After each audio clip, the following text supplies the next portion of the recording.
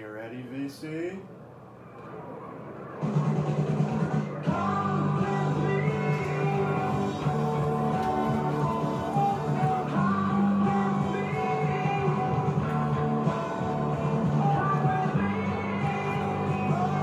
This is where it's at.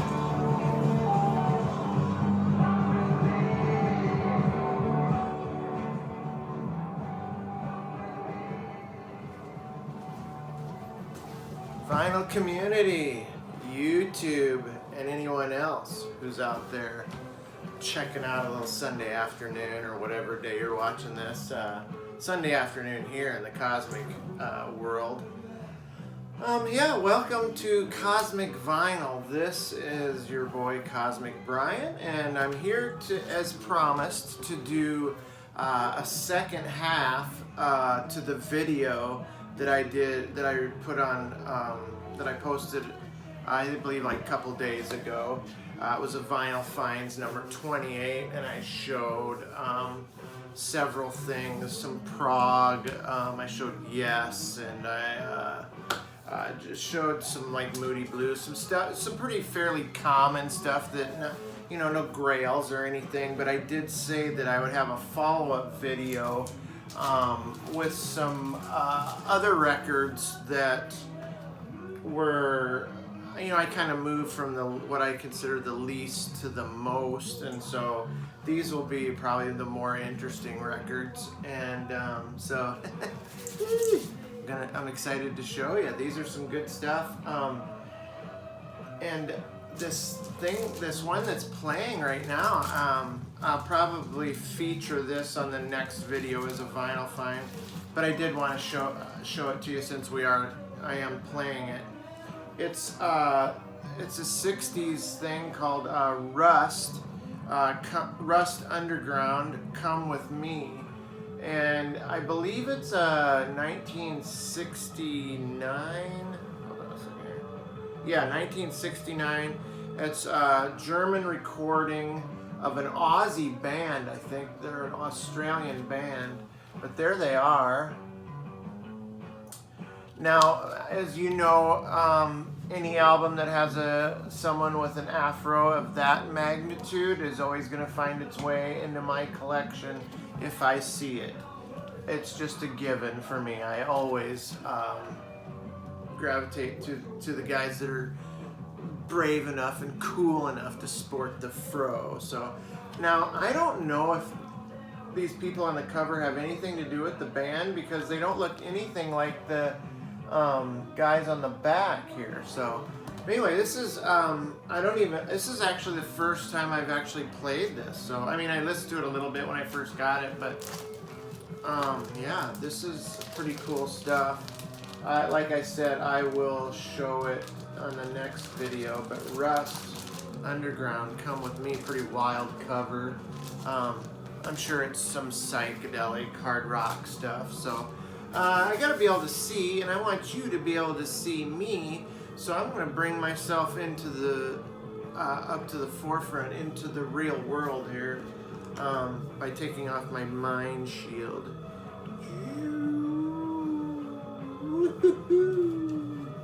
Trusty glasses case here, kind of cool. Kind of reminds me of the carpeting in The Shining at the Overlook Hotel. I know, I'm weird. Oh goody, another vinyl video. What the heck's wrong with this guy? Alright, I'm going to start this off with a bang. Bow, boom, ping, pow, bing, ding, dong, ding, ding, ding, ding, ding, ding. This is, as you all know, Miles Davis.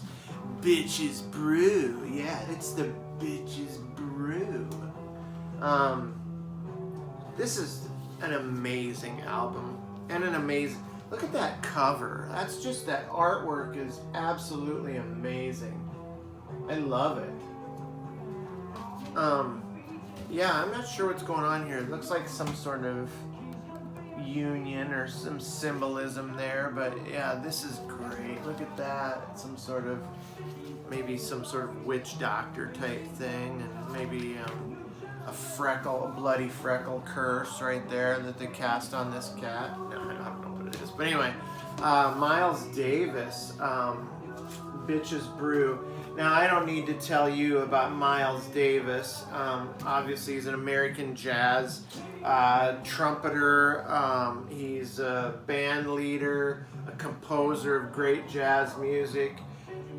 Probably one of the most acclaimed, if not the most influential figure in the history of jazz, or maybe in the history of music, period. So, yeah, I mean, it's never really was there an artist who encapsulated his genre as Miles has, maybe with the exception of Bob Marley with reggae music. I mean, obviously, you always associate Bob Marley with reggae, and same goes with Miles with jazz. So, I'm not even gonna pretend that I'm gonna be able to school the vinyl community in jazz or Miles Davis, because I'm sure that I am absolutely a novice minus compared to the folks out there who have dove deep into jazz. This is basically my first foray into jazz music. So, yeah, I've tried to actually steer clear of jazz music because I just didn't want to, for money, basically. I knew if I started getting into it, exploring another music, I knew I'd like it. I knew I'd be buying up a bunch of jazz as well as the stuff I'm already buying. So you feel me, VC. You feel me. You know my pain. You know how our sickness works, our illness. So, anyway, I did get an amazing deal on this record, though, and so I pulled the trigger, and sure enough, put the needle to the wax, and this is incredible. I love this, and so now I'm in. As long as it's stuff like this, I'm gonna be in for sure. To me, it kind of reminds me of like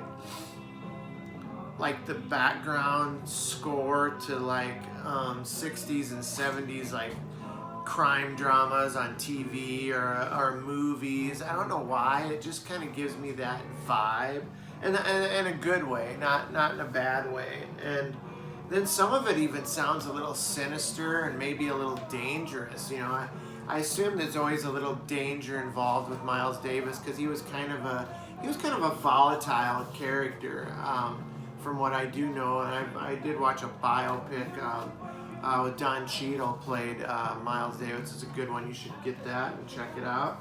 But anyway, it's cool. It's improv. It's experimental. I mean, it sounds to me like everybody's playing something different, but yet it seems to all work as a unit. I suppose that's how jazz works. I've always thought jazz was like messy, like everybody's always they're doing their own thing, but yet somehow they managed to make a music out of it, to make it make sense. And that's kind of how I view this. So,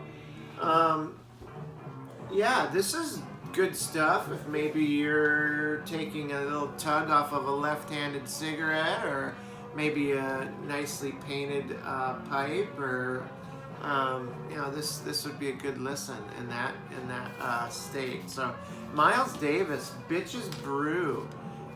There's the gate fold. So I'm gonna have to move this a little quicker so we don't get too long-winded, but yeah, if that's what the jazz thing is about, then I'm in, man. Jazz, I'm into it. Like I said, I've also been dipping my feet into the prog realm, and so I seen a good deal on this Gentle Giant Octopus record. I'm sure I don't need to again explain anything about Gentle Giant. There's their little like mascot guy. I'm sure I don't need to tell you about Gentle Giant, but I'm going to try because I always do. They're an English prog band, active between 1970 and 1980. They're known for the complexity and the sophistication of their music. And the various members' skills as artists.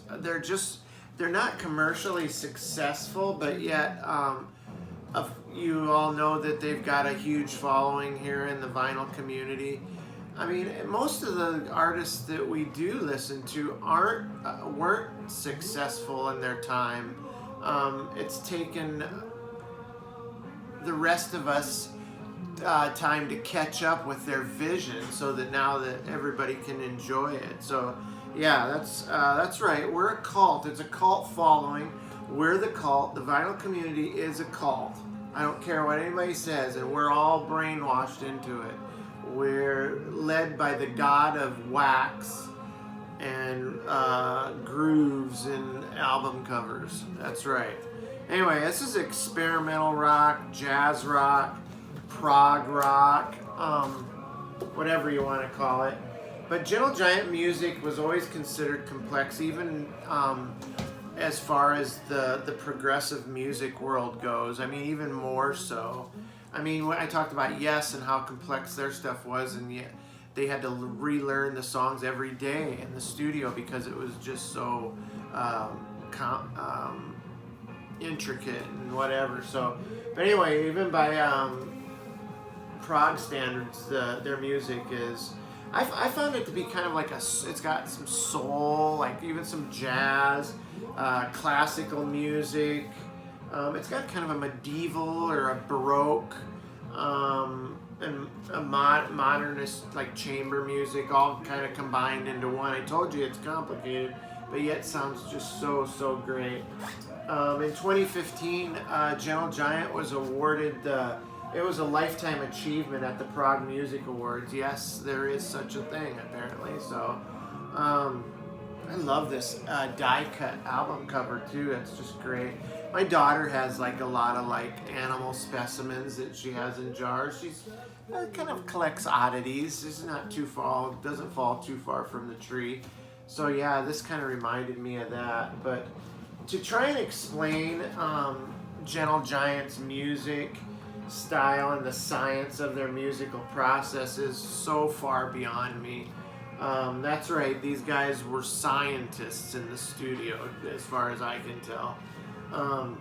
Frequent changes in tempo, complex lyrics, multivocal harmonies, frequent use of syncopation, non-standard time signatures, 2 or more time signatures played simultaneously, breaking up and tonally revoicing patterns of initial simple chords, with the chords subtly altering from repetition to repetition, rapid and frequent key changes, sometimes within a single bar.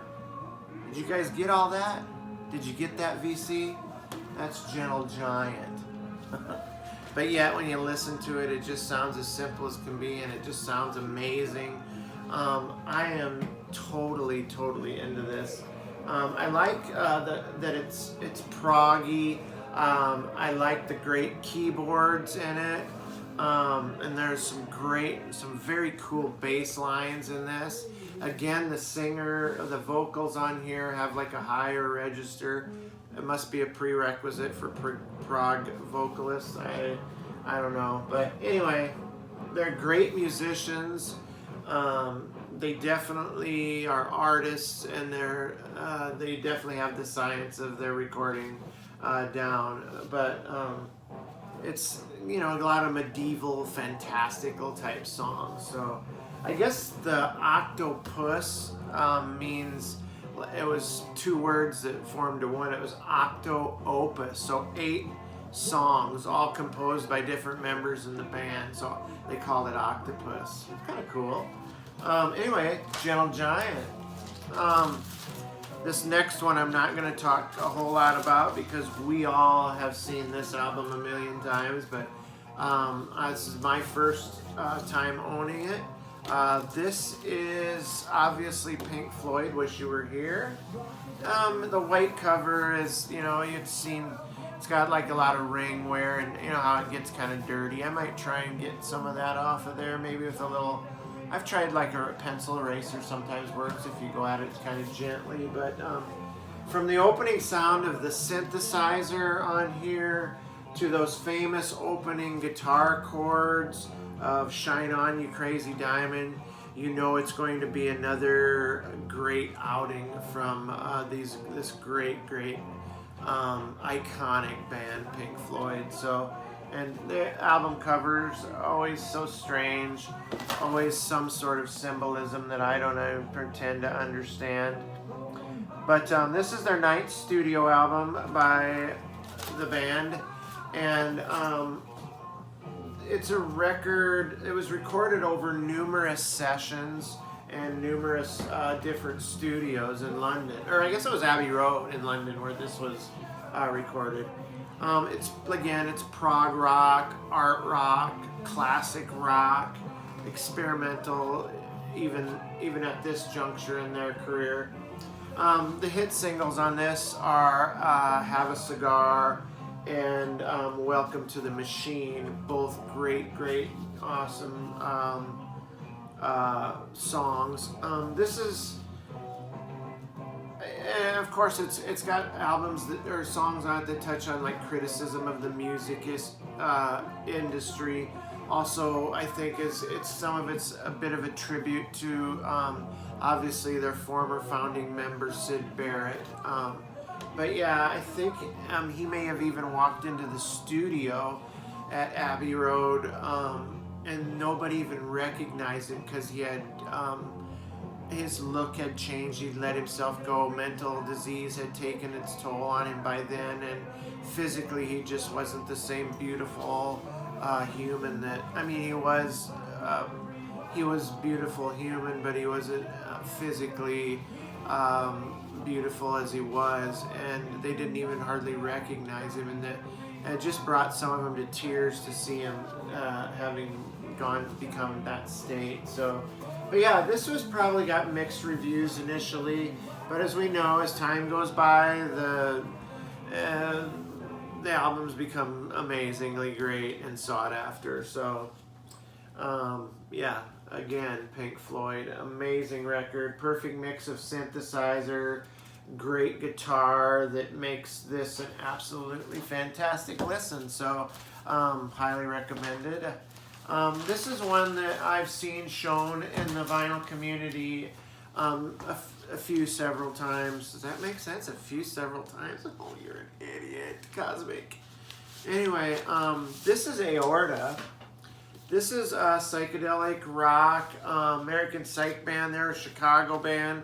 Look at that. That's I assume a human heart. Otherwise, it's maybe a kind of a strawberry way past its shelf life. But no, I believe that's a human heart. I love this cover too, with the X-ray of the chest, and you've got the faint red heart there. But check out the band. These guys are cool shit. Look at this guy. Yeah, Beatnik City right there, huh? Looks like a little consolidation there. Maybe a little pneumonia on the chest X-ray there. Might have to get an antibiotic going. But yeah, anyway, Aorta recorded 2 albums in the late 60s, early 70s. They were formed from a soul, pop, and like rock and roll group in 1962 in Rockford, Illinois. They were known as Cal David and the Exceptions, and a band that had Peter Cetera of Chicago fame among their ranks. So I'm just gonna flip this record. I'll keep talking, keep things moving along. But Cetera left the group when the others in the group wanted to pursue a more psychedelic direction. That figures. Peter Cetera always was a bit of a wanker, as Vinyl Rich would call him. He's a bit of a pudski. He basically, I think, ruined Chicago for me. Anyway, he left, and then the others went on to form Aorta. That was in 1967. Aorta then released this self-titled album in 1969. It's a great mix of psych. It's even a little like soul to it. Jazz, funk, or not funk, folk, and definitely rock. Just a great cover, like I already mentioned. Very solid musicianship. I mean, these guys knew their way around the studio. It's used a lot of inventive studio wizardry. You've got fuzz on this, healthy dose of that. So you guys, I know you Psych guys, we all dig that. So opens with like a heartbeat. I mean, why shouldn't it? They're called aorta, which is a major blood vessel, and it has a heart on the cover. And then a gurgling like lab sounds, you know, so you know right away it's going to be something cool. And then some of the songs are like whimsical and light, but then some of them are just dark, and there's like something simmering under the surface that seems just a little dark. So yeah, it's very cool. There's a song on here called Sleep Tight. It's creepy, it's fuzzy, organ psych tune that I just really enjoy. So yeah, it's got the vocals in here too, so or the lyrics. So yeah, you can dive into their what they're all about. So yeah, Aorta, what a great record. I've seen a lot, probably most of the Psych guys out there show it. So yeah, it's just a really cool record. This next album isn't gonna need a whole lot of. I did do a little bit of research because I always do, and that's why I get so long. These videos go so long because I don't know when to shut up. But anyway, y'all know the Doors. This is Waiting for the Sun. I believe this also is a gatefold. The Celebration of the Lizard. He was, after all, the Lizard King. He could do anything. There he is. The beautiful Jim Morrison. Look at the back cover there. Very psychedelic. Very cool out in the field there. I believe that was taken, that picture was taken in Laurel Canyon and outside of Hollywood. So, God, the Doors. Just such a great, great band. I wish Jim could have lived longer so we could have seen more and heard more from this great poet and just a iconic figure. I love Ray's playing as well, and you know, John and Robbie, I don't think they get enough credit for being the great musicians that they were either. So anyway, rock and roll band, LA, California. This is their third studio album, released in 1968. It was the Doors' only #1 album. I am writing on the back of songs like Hello, I Love You, obviously. But this is, I'm going to say something that's probably going to raise a few eyebrows, but I actually like this album as a Psych album or just a rock and roll record almost better than, I think this is almost better than the first Doors record, which that's probably gonna, I don't think it'll ruffle anybody's feathers, but it's probably gonna seem like an odd statement because that is an amazing, amazing record. But many of the tracks on this record were written and recorded right in the studio because by this time they'd already went through all Jim's poetry book for all their song lyrics and had run out of a lot of ideas. So it was one of those things where they were trying to scramble to put some stuff together. Hello, I Love You was Hello, I Love Ya.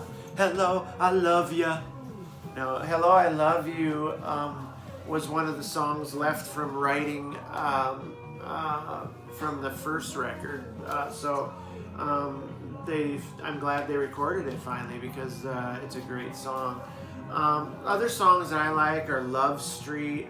It was written for his significant other, Pamela Carson. That's just a great love song. It's got a lot. I mean, The Unknown Soldier, Spanish Caravan. 5-1. This is just full of great songs. Even though it sounds like they had a hell of a time getting this thing recorded, and by this time Jim is really into a lot of heavy drinking, and his focus was not so much on the band anymore. So, but you're starting to see some of the dissension within the ranks in the band. So, but yeah, I love the cover. I love the record. It's just so killer. So, the Doors, "Waiting for the Sun." That's funny because the title track, "Waiting for the Sun," isn't even on this record. It appeared on a later record. So, I'm not sure what happened there, but "Waiting for the Sun" is a very cool record, by the way. This next album is probably one of my favorite records in this haul. This album is so friggin' awesome. This is Black Pearl. Oh God, I don't know. This is an OG copy that I got, which I really am happy about. And again, with it's only a silhouette there, but he has a semi-afro, so always gonna find its way into my collection. God, this record is so friggin' good. This is released in 1969. They're an American rock band out of San Francisco, or they were based in San Francisco, late 60s, early 70s type stuff.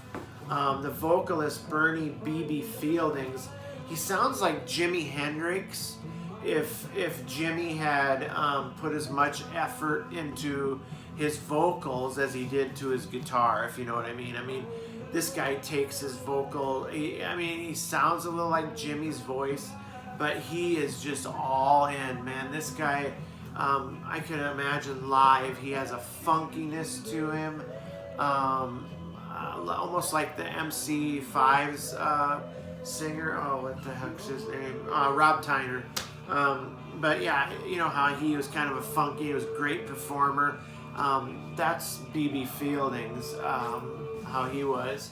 The screams and the groovy funkiness and freakness, it's just, it's all here. It's so good. He based his stage presence on that of James Brown, and you get that through the music when you hear this record. I can totally hear that in this recording. The band has a 3-guitar lineup, so you can hear that with a very strong wall of guitar sound in this.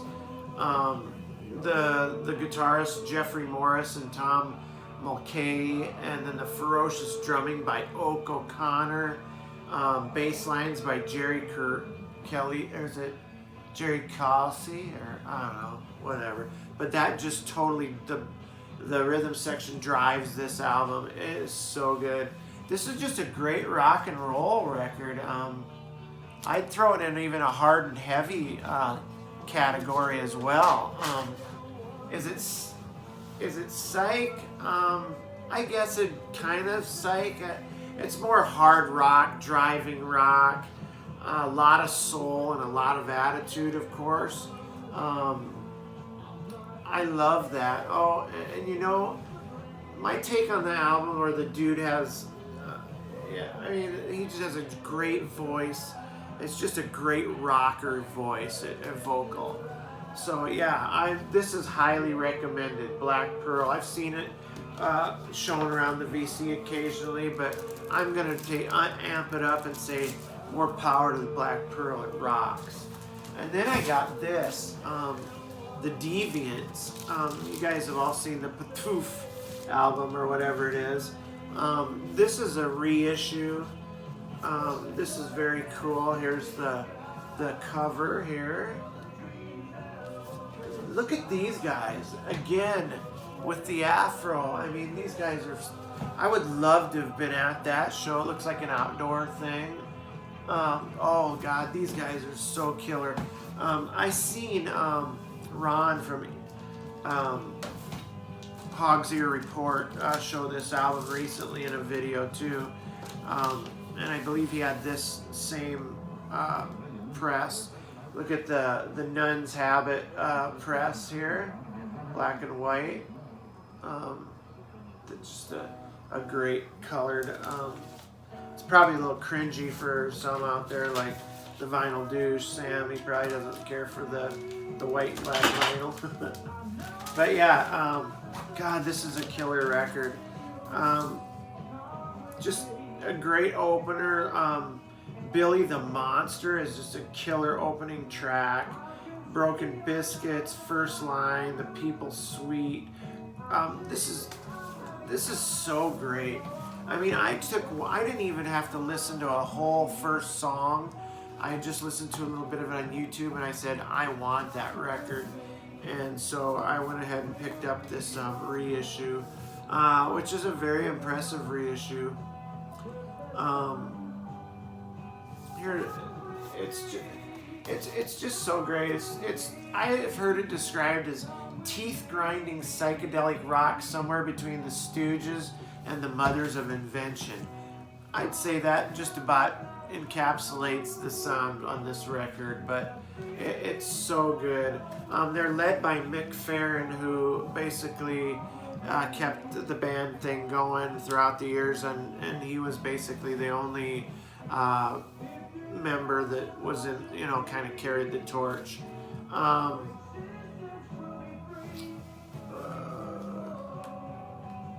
He actually still recorded albums even into the 2000s. So, yeah, I think he later died in like 2013. I think he died probably doing the thing he loved the most. I think he died during a gig. So, yeah, here I've been holding it sideways. You like the side none, eating the bomb pop? Anyway, yeah, this is just a great reissue of a great record. It's punky attitude to it. It's MC5-ish. It's psyche. It's fuzzy. It's garagey. All the E's that you like to have in a record. So, the Deviants, number 3. Get it. Really, that's all I have today, and that's probably plenty. That's based, like I said, there was a lot of great albums here that didn't get shown in the first half of the video. But I have another stack up here of new stuff I got. A lot of power pop stuff, a lot of 80s stuff, 70s and 80s. I'm going to be kind of changing gears here a little bit. So I'm going to be trying to put out, like, if I'm going to try and do 2 a week videos, I want to try and, like, maybe just start at the beginning of my collection, show a few records, and that'll be like just me sharing my collection with you in one video. And then I'll do a vinyl finds video as a bonus. So yeah, that's kind of the format that I'm going to be looking at here, because I have a lot of records that I haven't shown that just basically are in there until I pull them out to listen to them. That'll also give me a chance to revisit a lot of these records too that I have. So hey, vinyl community, I love you guys, man, but it's time for me to go. You guys have a great night tonight. Have a great day tomorrow, and I'll catch you next time. Peace be with you guys, man. This is Brian from Cosmic Vinyl, and I am out of here. Have a great go of it, guys. Love you.